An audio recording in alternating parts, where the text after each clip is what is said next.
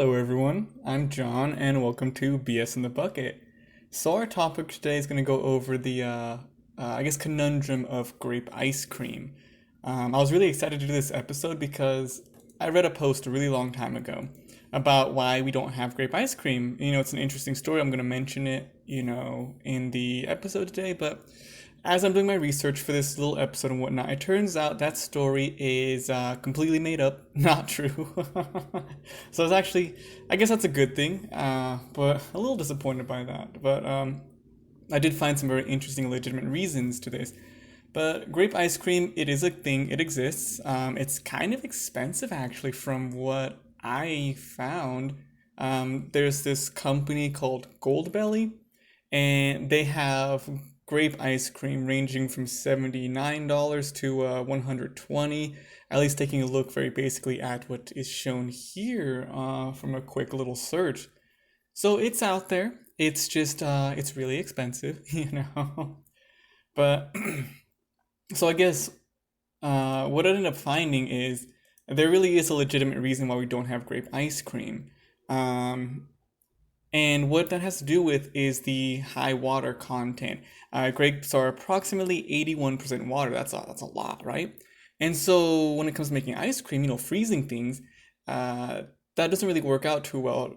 Grapes just in general don't really freeze well, but when they do, they turn into icy chunks, which is not good for ice cream, not that smoothness or anything to it. As well, you get the issue of like peeling the grapes. You could just puree them, I'm sure. But I guess peeling also causes some issues when just practicality and whatnot. So one of the things that came up while I was searching for this is there was a rumor, not the same as the story I mentioned earlier, but a rumor about the FDA banning grape ice cream because it made dogs sick. And I guess what ended up happening here is there was an article published in April of 2015 by a website called EM Toast. Completely fictional. It's meant to be humorous, I suppose. But it basically goes over this guy from 1876 who wants to make grape ice cream soda. Ice cream soda. There we go. That's my fault. But he's successful with that. Ice cream soda comes out in 1874, and a lot of his customers are saying, "Hey, man, grape is a great flavor. Why don't you make this?" And so he tries and he tries, but apparently grapes contain a special molecule called anthocyanin, which prevents freezing. So he couldn't make it work. It did not happen. And I guess the FDA supposedly didn't actually happen. Banned it because things such as eating grapes or raisins from dogs can cause renal failure, which definitely is not a good thing, or it has been linked to the renal failure. Maybe not the sole cause of that exactly. But I mean, dogs eat other things. They eat chocolate and whatnot. They're not supposed to, but I mean, we haven't banned chocolate for that. So I think we're good on that front. But anyway, so just creating grape ice cream is a little bit of a difficult thing for companies. Now, I did see an interesting point that cherry ice cream is actually pretty popular, and cherries, as well as the grapes, are about 81 to 84% water. So what's going on here? It turns out it's mostly just a popularity thing. People really enjoy cherry ice cream. It's been on the market forever, and it's just something that people are familiar with. So for companies, that offers them like high reward for the hard work they're putting in to make this product. Right now, because a lot of people don't really associate grape flavoring with ice cream in general, it's not really something that companies can move forward with confidently and knowing they're going to get a good kind of reward out of that. And it seems that Ben and Jerry's did make a grape flavored ice cream at one point, but it got mixed reviews from tasting guests at the company's flavor lab, so they didn't really kind of move forward with that. If it doesn't do good, then I mean, again, it's a lot of effort for these things that don't want to freeze, and it's a lot of work on their part. They're not going to get much out of it, then not really too much that they are going to do about it there. But the Ben and Jerry's thing actually brings me to that story that I mentioned. So I read this forever ago. I was again a little bit disappointed that it's not actually true, but it's still an interesting story. So the story goes basically that Ben Ben Cohen, yes, Ben Cohen of Ben and Jerry's, he actually made a batch of this grape flavored ice cream. He spent forever trying to figure it out. He made it happen. He got it perfect because he had a crush on a girl who happened to be Jerry's sister Becky. Of course, more drama to the story. And, he brings it over to her house. He's like, hey, look at this. I know you love grapes. They're amazing. And I made ice cream. And, she's very excited about that. And they sit it down for just a little bit, because they're just, enjoying themselves, just kind of relaxing and whatnot. But her dog is like, hey, this smells good. I'm going to go ahead and eat some of this. And he does. And he apparently dies an immediate and awful death. And this upsets Cohen, obviously, because that's pretty awful. You're just hanging out one day like, hey, I made some grape ice cream. I worked forever for this in the lab, and I just killed your dog. He's right there on the floor, and that's actually really awful.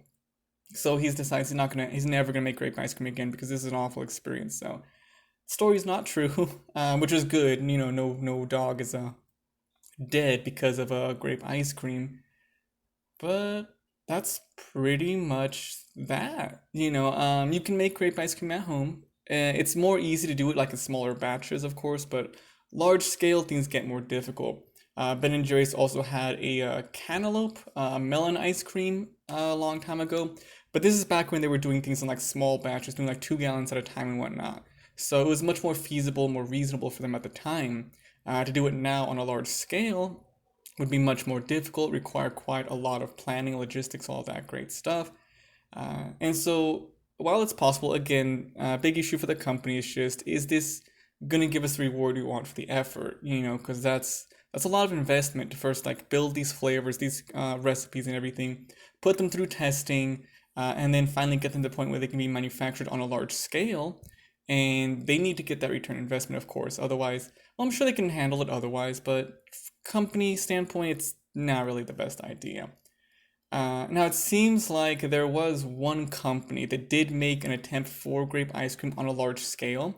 Turns out that was Airheads, the candy company.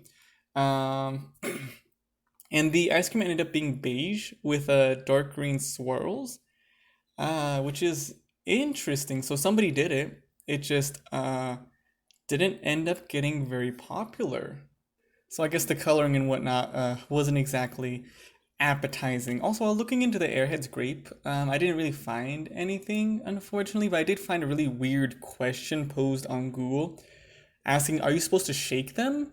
Which is not an idea that I've ever thought of, to just shake my candy. Is that a thing that people do? But anyway, I guess if you do, they'll shrink. Like they'll roll up into a ball if you just shake the candy. So I guess next time if you decide, hey, I'm gonna grab some of this Airheads grape ice cream, then or ice cream. I'm still thinking about the ice cream. I'm gonna grab some Airheads. Give it a shake. I guess it'll turn into a ball. I don't know if that makes them more appealing or whatever, but it's an interesting thing that you can do. You know. Okay, but a little bit of a shorter one today. That's pretty much all that I could find on it. Pretty condensed. Interesting stories there. A lot of myths behind why there's no grape ice cream. But really, it just has to do with there's too much water in them. And even though cherries have the same problem, people really enjoy cherry ice cream, so companies are willing to put in the effort for that. But there just currently isn't the interest, not the market for that grape flavored ice cream. There are like sorbets and things, but technically a different thing, the way it's processed and all that. But at some point, perhaps people will get that interest for grape ice cream, you know?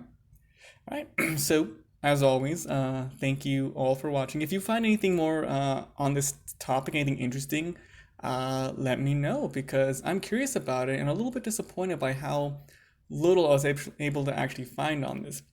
I mean, it makes sense. It's a very, straightforward explanation and everything, but I kind of wanted something more, especially because the story that led me to this, the whole unfortunate experience with the dog, thankfully not true. I was expecting a little bit more, but that's how it goes. So, again, thank you for listening, and we'll see you in the next one. Peace.